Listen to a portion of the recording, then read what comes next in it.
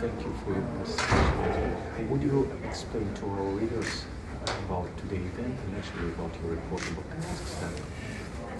The Council of Europe has existing cooperation with Kazakhstan on many levels, and the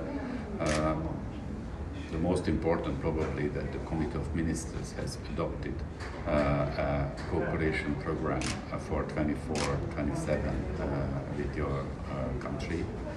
But now the Political Affairs Committee of the Parliamentary Assembly has decided to prepare a report about the cooperation between our countries, and I am now entrusted to be the rapporteur. And for that reason, I am planning to visit Astana, also Almaty, in May. And I am very glad now that we can host at this side event the Deputy Speaker of the Parliament and also the President of the Constitutional Court.